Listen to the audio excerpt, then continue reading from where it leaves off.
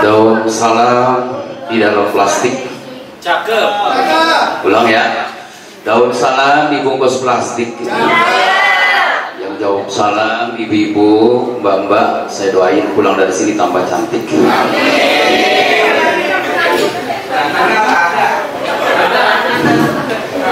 Daun salam kembang sepatu. Bapak-bapak yang jawab salam saya doain istrinya tetap satu.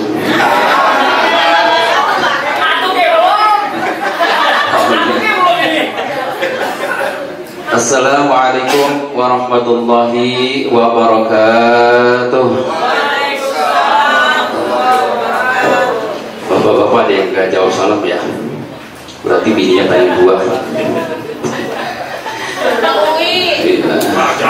Alhamdulillahilladzi ja'ala syahra Ramadan unzila fihi al-Qur'an hudan linnas wa bayyinatin minal huda wal furqan. Wassalatu wassalamu ala sayyidina wa nabiyyina wa maulana Muhammadin wa ala alihi wa ashabihi ajma'in, amma ba'du. Yang sama-sama kita hormati, saya lihat contekan nih. Yang pertama Bapak Handoko Adi Mulyo selaku owner ya Pak ya.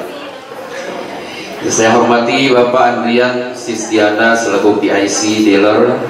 Kami hormati Bapak Agus Iwan Kepala Bengkel, Bapak Afif Sufron selaku admin head, Pak Rizky Aziz Darmawan selaku marketing koordinator, tim sales, tim admin, tim CRM, tim mekanik, tim delivery.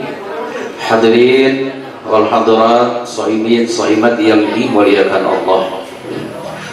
Pertama dan utama marilah kita panjatkan puji dan rasa syukur kita kehadirat Allah Subhanahu wa taala yang telah begitu banyak menganugerahkan, melimpahkan kepada kita nikmat-nikmatnya, baik itu nikmat sehat wal afiah, nikmat taufik hidayah, dan tentu nikmat yang terbesar dalam hidup dan kehidupan kita yaitu nikmat Islam dan iman.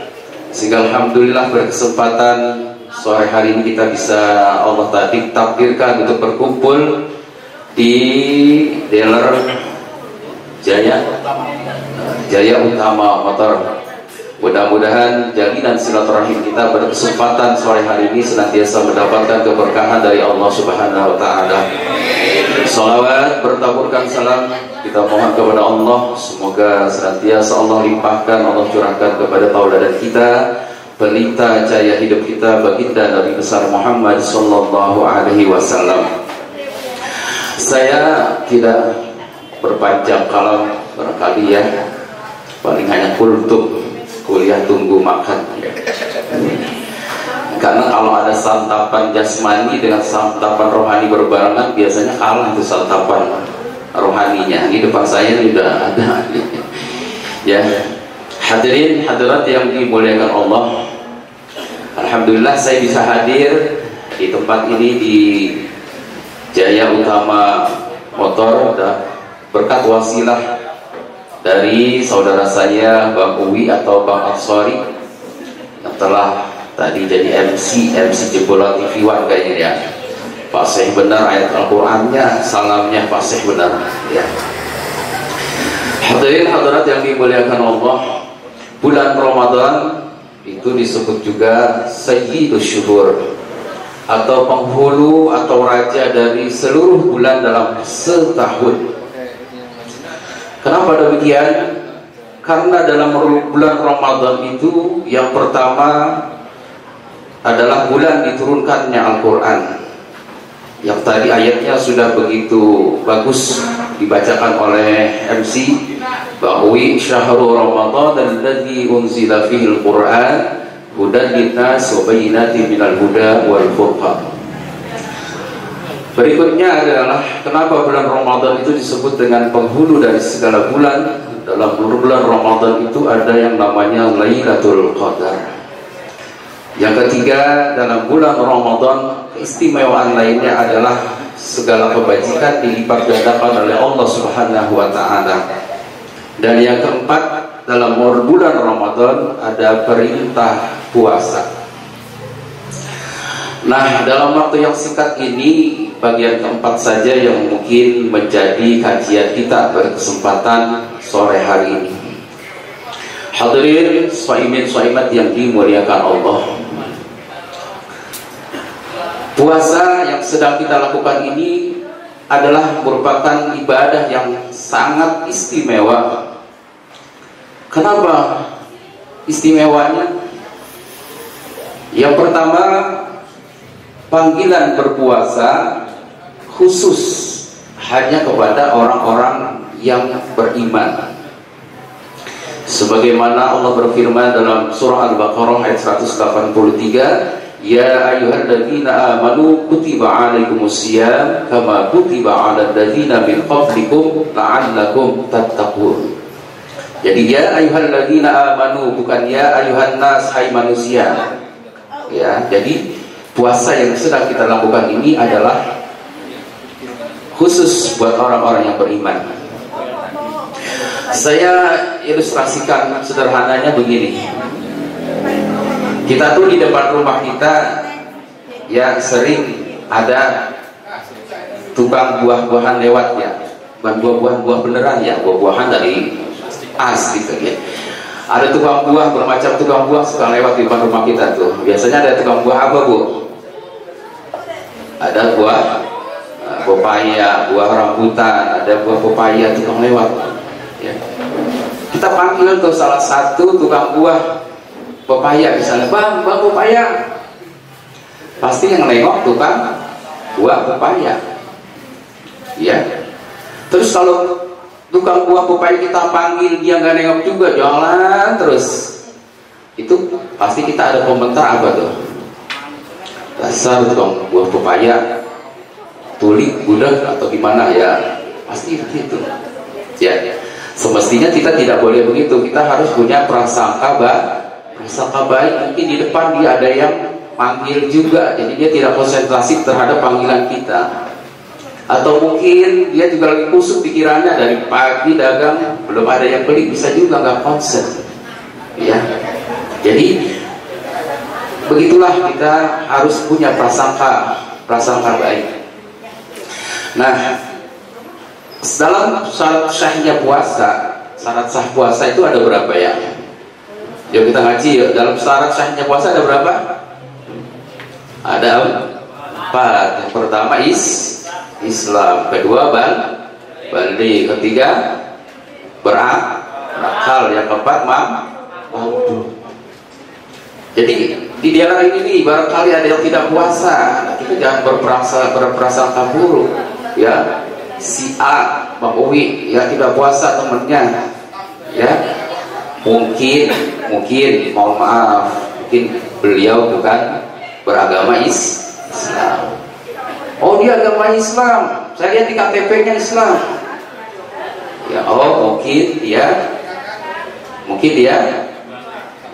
tidak berakal. Oh enggak, dia nggak stres ya, nggak stres dia. Kita tetap berprasangka baik ya.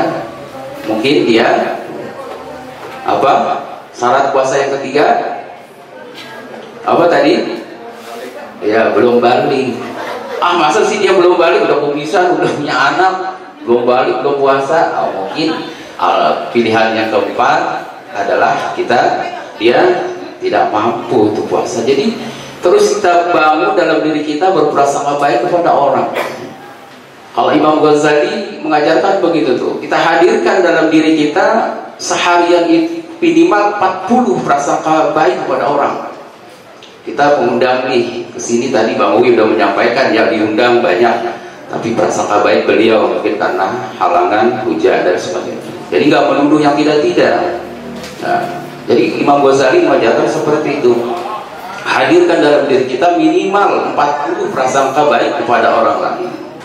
Ya, hadirin yang dimuliakan Allah,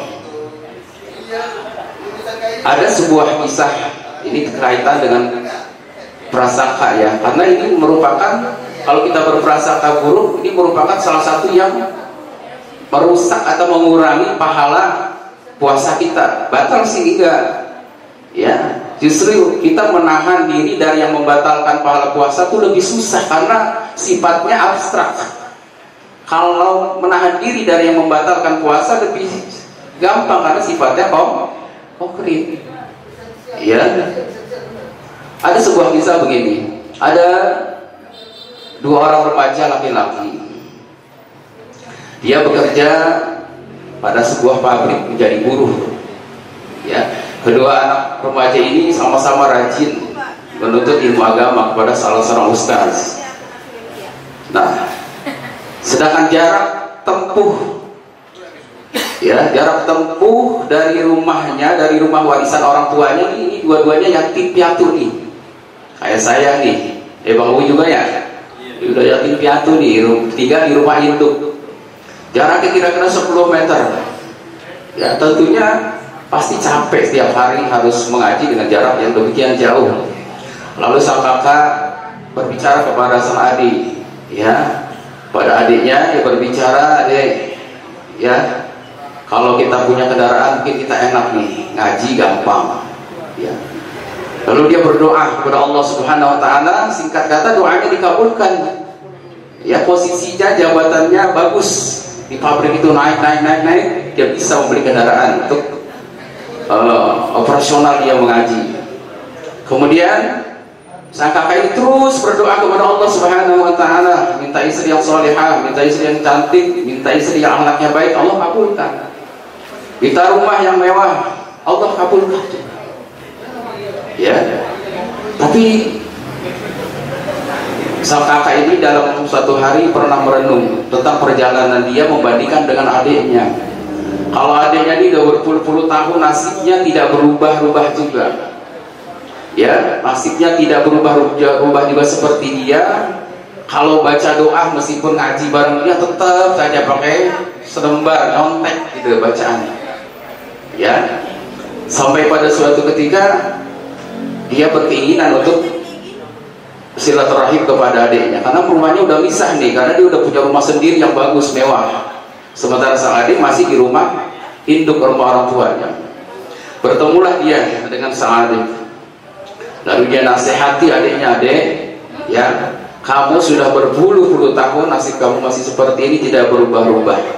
Bahkan kalau kamu berdoa saja kamu masih nyontek, masih lihat lembaran kertas.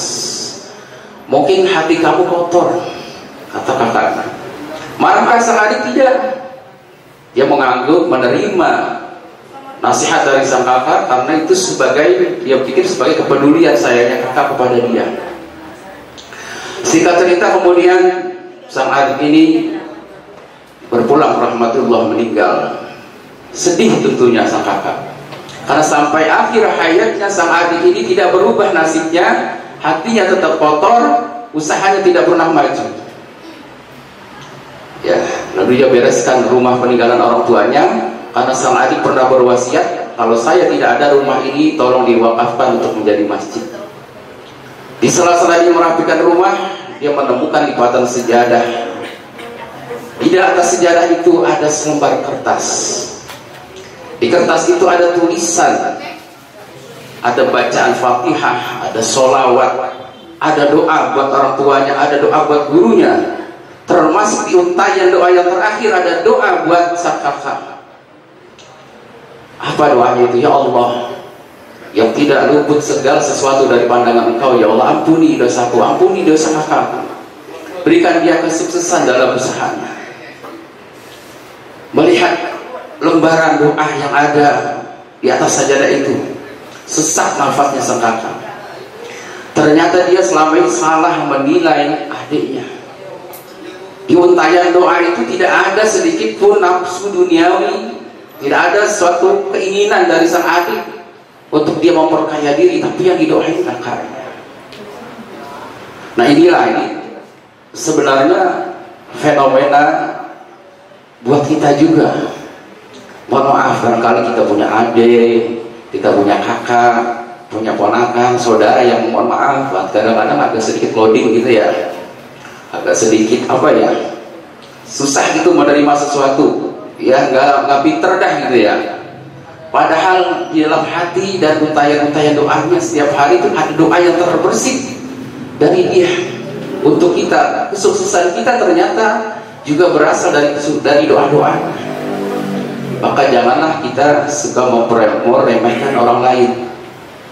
Ya, kakak-kakaknya pintar, sibuk usaha, sedangkan adiknya yang seperti ini yang agak-agak apa ya, bahasa Betawi agak-agak bego dikit ya.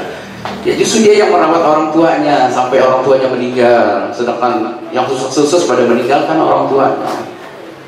Ya, kata Nabi, la tahtakir man dunaka falikulli syai'in maziyah. Jangan kalian meremehkan sesuatu, karena sesuatu itu pasti punya kelebihan. Ya, jangan kita merasa doa-doa kita itu dikabulkan oleh Allah, kita merasa kita sudah paling soleh. Ya, belum tentu. Siapa tahu itu adalah dalam istilah agama disebut istidraj. Allah ngambuli itu bahasa Betawinya ya, dikasih terus, padahal di situ ada istidraj. Hadirin yang dimuliakan Allah, mudah-mudahan selepas dari sini hati kita bersih memandang seseorang. Ya, terutama dalam bekerja di sini di sebuah tim kerja teamwork ini ya. Kalau kita sama-sama semuanya berprasangka baik, ya, saling support, ya. Kalau ada sesuatu dimusyawarahkan, ya, jangan ngomong di belakang, ya, insya Allah akan bertambah maju. Amin ya rabbal alamin. Kemudian yang kedua, keistimewaan dari ibadah puasa adalah ibadah ini bersifat sirriyah, rahasia, ya. Karena dia rahasia, ibadah puasa ini sulit kita untuk pamer, untuk riya. Mau bagaimana mau riya? Ya, apa kita mau sempoyongan gitu biar dibilang puasa, orang mabuk juga sempoyongan, betul nggak? Iya. Kalau ibadah lain kita bisa riya. Ibadah sholat, bagi Yopi, misalnya sholat di rumah mertuanya, takbirnya Allahu Akbar, benar-benar banget bisa riya. Ada di rumah mertuanya. Ibadah haji, apalagi ibadah haji, sekampung tahu, ya kan? Iya. Ibadah puasa ini sirriyah, nggak ada yang tahu dan susah dinilai. Ya, kalau ibadah haji misalnya orang pulang haji perilakunya berubah, oh iya dari haji dia berubah. Kalau puasa susah dinilai dan susah kita untuk pamer atau riya. Bagaimana mau riya? Misalnya apa banyak meludah terus itu puasanya benar, belum tentu. Ya. Kemudian yang ketiga, hadirin yang dimuliakan Allah, keistimewaan puasa yang sedang kita jalani sekarang adalah puasa itu balasannya tidak tentu.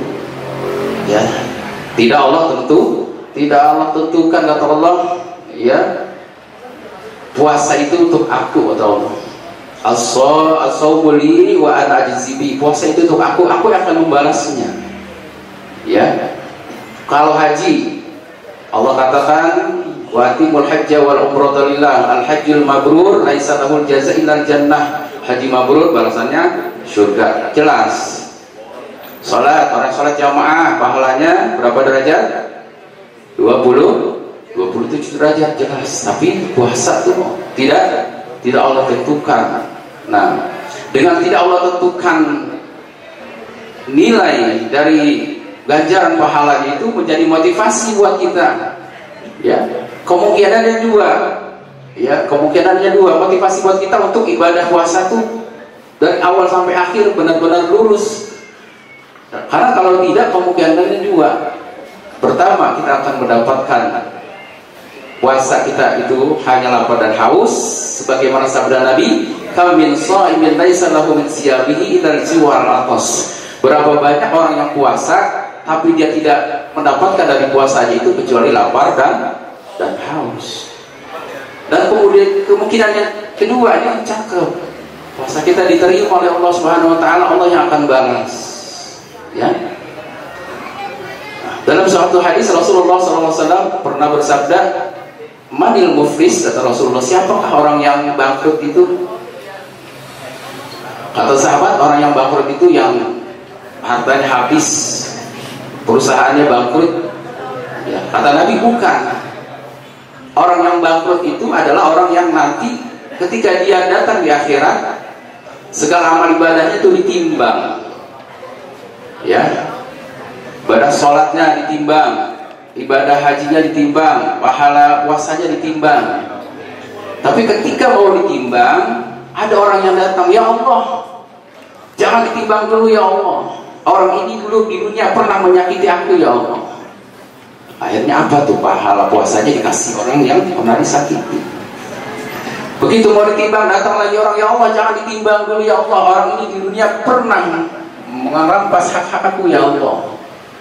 Pahala haji dikasih orang yang pernah diambil hak.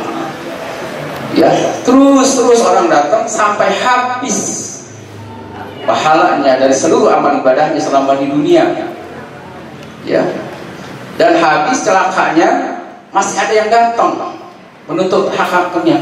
Akhirnya apa? Dosa orang yang pernah dia dizalimi dilimpahkan kepada dia. Inilah orang yang bangkrut nanti di akhirat. Ya, makanya orang yang suka zalim, menyakiti tetangga, menyakiti saudara, kita harus saling memaafkan. Ya, saling memaafkan. Makanya untuk orang yang berpuasa tadi itu kita nggak tahu tuh, nanti Allah balas. Mudah-mudahan dari puasa kita tuh nilai ganjarannya, ekspektasinya luar biasa, sehingga kita di akhirat tidak menjadi orang yang bangkrut. Tapi dengan demikian tidak juga kita harus menzalimi orang. Karena saya punya puasa, ya nggak bakal bangkrut. Tidak. Tetap kita harus berbuat baik kepada orang lain. Yang terakhir, hadirin yang dimuliakan Allah, kita saat ini sudah berada pada penghujung bulan Ramadan. Tanggal berapa ini?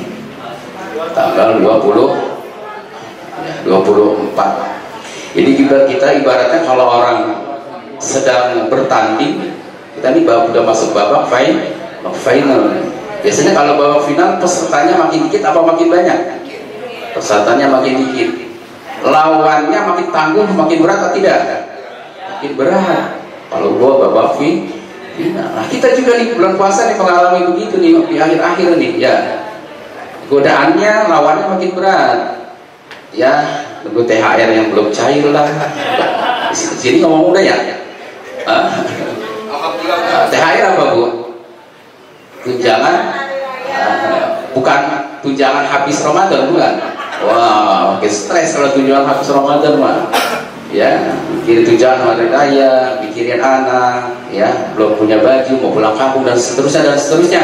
Ini kita sudah tidak fokus lagi dalam ibadah. Ya, padahal ada sebuah ungkapan, nisfu Ramadan zahaba. Setengah Ramadan telah pergi. Nisfu Ramadan zahabun. Setengah puasa lagi zahabun, emas. Jadi dari huruf yang sama bisa berarti beda tuh. Zahaba artinya pergi, zahabun artinya zihbun artinya emas. Kita dalam setengah yang emas nih. Ya, sebaiknya kita tetap fokus. Ya. Sekarang saya tanya, dari ibu, bapak kecil sampai remaja sampai dewasa punya anak, pernah gak gagal dalam Idul Fitri? Alhamdulillah enggak. Orang yang nganggur aja masih tetap pakai baju baru, betul nggak? Nah, terus kenapa ketika mau Idul Fitri kita pusing banget? Ya kan, nggak ada yang pernah gagal Pak ya? Alhamdulillah ada aja rezeki tuh, walaupun udah di ujung-ujung banget, ya, tapi ada aja. Ya, itu harus kita sebut, harus kita tetap fokus. Karena Ramadan itu tidak ada jaminan kita akan dapat lagi tahun depan. Kata Al-Imam Al-Haddad, ya, datas kubitam ati li rohidi Ramadan fa Ramadan sayaudu. Janganlah kalian menangis, janganlah kalian mencucurkan air mata karena kepergian Ramadan. Karena Ramadan itu sayaudu, pasti akan kembali. Walakin iskubitam ati khasyatan ayyauda Ramadan wa anta rahimi. Tapi cucurkanlah air mata, menangislah karena takut ketika Ramadannya datang kitanya sudah pergi, betul nggak? Ya, berapa banyak nih di antara kita, saudara-saudara kita yang Ramadan ini sudah tidak membersamai kita lagi, sudah tidak ada. Ya, jadi tetap fokus di akhir Ramadan ini, meskipun lawannya sangat berat. Jujur, kalau kita mau jujur, sebenarnya Idul Fitri itu laisal aid liman bisa jadi bukanlah Id itu dengan pakaian baru, walakin al-aid liman taqwahu yazid. Orang yang Id itu sebenarnya adalah orang yang takwanya baru. Ya. Pernah Khalifah Umar bin Abdul Aziz punya anak kecil. Ya, Umar bin Abdul Aziz ini menangis melihat anaknya pakai pakaian yang robek. Ya. Melihat ayahnya menangis, anak Umar bin Abdul Aziz ini berkata, wahai ayahanda, kenapa ayahanda menangis melihatku? Bagaimana aku tidak menangis, wahai anakku? Banyak anak-anak seusiamu saat ini pakai baju baru, tapi ya kamu pakai baju yang robek. Lalu apa jawaban dari sang anak kecil ini, anak yang cerdas ini, yang nanti besar akan menjadi orang besar? Wahai ayah, ya, hari raya itu adalah buat orang-orang yang diridhoi oleh Allah SWT, dan buat orang-orang yang tidak durhaka kepada orang tua. Sebenarnya tuh, ya, karena itu kita dalam menghadapi akhir-akhir Ramadan ini perlu keistiqomahan. Apa itu istiqomah? Tetap lurus pada jalannya dan terus menerus ya melakukan amal ibadah, ya jangan kurang di akhir Ramadan ini. Mudah-mudahan insya Allah Idul Fitri kita dengan hati yang bersih, dengan takwa yang bersih. Hadirin yang dimuliakan Allah, rasanya cukup ya, karena nanti akan ada persiapan untuk kita mempersiapkan untuk buka puasa bersama ya. Dan mari sama-sama kita baca Al-Quran surat Al-Fatihah. Kita doakan mudah-mudahan dealer ini bertambah maju. Mari Allah berikan kesehatan, keberkahan, ya semua usahanya, cita-citanya, hajatnya dikabulkan oleh Allah Subhanahu wa taala. Ala hadhihi wa ala kulli niyatin salihah ila hadratin Nabi Mustafa sallallahu alaihi wasallam. Al-Fatihah. A'udzu billahi minasyaitonir rajim. Bismillahirrahmanirrahim. Alhamdulillahi rabbil alamin arrahmanir rahim maliki yaumiddin iyyaka na'budu wa iyyaka nasta'in ihdinas siratal mustaqim siratal ladzina an'amta 'alaihim ghairil maghdubi 'alaihim waladdallin amin. Astaghfirullahaladzim, astaghfirullahaladzim, astaghfirullahaladzim. Bismillahirrahmanirrahim. Alhamdulillahi rabbil alamin hamdan yuwafi ni'amahu wa yukafi mazidah. Ya Rabbana lakal hamdu wa lakal syukru kama yanbaghi li jalali wajhikal karim wa li 'azimi sultanik. Allahumma inna nas'aluka ridhaka wal jannah wa na'udzu bika min sakhatika wan nar. Allahumma inna nas'aluka al-'afwa wal 'afiyah wal mu'afata daimatan fid din wal dunya wal akhirah. Allahumma innaka 'afuwwun tuhibbul 'afwa fa'fu 'anna. Allahumma rabbana taqabbal minna wudu'ana wa salatana wa siyamana wa ruku'ana wa sujudana wa tasbihana wa takhushu'ana wa ta'abbudana wa tafsirana ya Allah ya rabbal alamin. Allahumma hassil muradana ya Allah bil khair. Allahumma hassil muradana ya Allah bil khair. Allahumma hassil muradana ya Allah bil khair. Rabbi yassir lana wa la tu'assir alaina. Rabbi tamim lana bil khairi a'malana. Rabbana atina fid dunya hasanah wa fil akhirati hasanah wa qina adzabannar wa adkhilna jannata ma'al abrar ya aziz ya ghaffar ya rabbal alamin. Wa sallallahu ala khairi khalqihi sayyidina Muhammadin wa ala alihi wa sahbihi wasallam. Subhana rabbika rabbil izzati 'amma yasifun. Assalamualaikum warahmatullahi wabarakatuh. Walhamdulillahi rabbil alamin. Billahi taufiq wal hidayah. Assalamualaikum warahmatullahi wabarakatuh.